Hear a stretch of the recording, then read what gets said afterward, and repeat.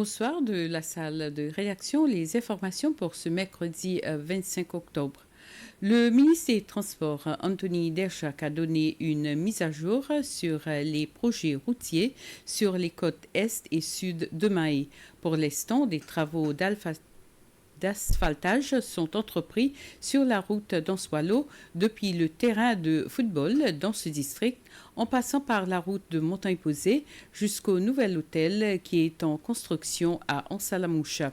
Le projet d'asphaltage d'une partie de la route devait démarrer en avril de cette année, mais avec certains travaux actuellement entrepris par la PUC, il y a eu certains retards dans ce projet. Le ministère Jacques a également évoqué plusieurs autres projets dont les travaux sont en cours.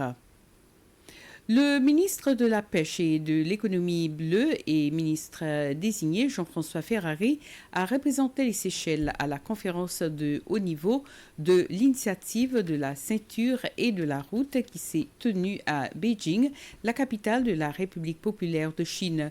Le ministre désigné était accompagné lors de sa visite par la directrice générale de la pêche, Sherifa Morel. Le ministre Ferrari a joué un rôle de premier plan en faisant une déclaration lors du forum thématique sur la coopération maritime. Son discours a souligné l'importance de la collaboration internationale dans le secteur maritime, soulignant l'engagement des Seychelles en faveur de pratiques durables et d'une responsabilité partagée dans la protection et la gestion des ressources marines. La nouvelle représentante du Fonds des Nations Unies pour la population pour Madagascar, Josiane Yaguibou, a présenté ses lettres de créance au ministre des Affaires étrangères et du Tourisme, Sylvestre Radegonde. Mademoiselle Yaguibou est également la directrice pour les Comores, l'île Maurice et les Seychelles. Lors d'une réunion à Maison Kéo de Quincy à Montfleury, le ministre Radegonde a félicité cette agence des Nations Unies pour le soutien qu'il offre aux Seychelles, notamment le soutien aux jeunes qui ont bénéficié des sessions de formation, notamment dans le domaine de la santé reproductive. De son côté, mademoiselle Yaguibou dit être prête à travailler avec les parties prenantes, notamment pour développer des programmes à destination des hommes et des garçons. Et 5 écoles primaires de la région Est de Mahé ont chacune reçu un lot de livres et de dictionnaires. Il s'agit des écoles primaires de Cap, d'Ansoupin, de Cascade, de Plaisance et de Pointe-la-Rue.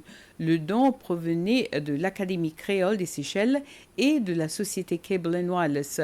Outre des livres pour la lecture, ces écoles ont également reçu des exemplaires de la Constitution des Seychelles en créole, des dictionnaires monolingues, entre autres. Le don s'inscrit dans le cadre des célébrations pour commémorer la semaine des bibliothèques scolaires ainsi que le festival créole.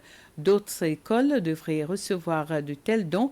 La directrice exécutive de l'Académie créole des Seychelles, Flora Ben-David, estime que ce don s'inscrit dans le cadre des activités pour encourager les établissements scolaires à améliorer les systèmes éducatifs en place.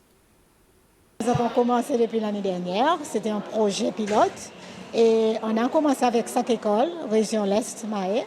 Et avant ça, nous sommes rentrés dans les écoles pour voir l'état de l'usage de la langue créole dans les écoles.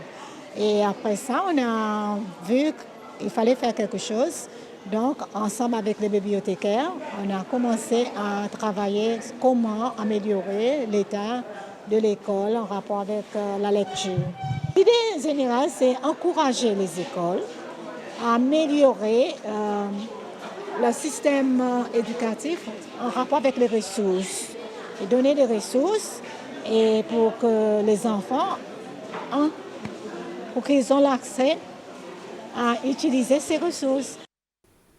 Voilà, c'était les informations. Merci de les avoir suivies. À plus.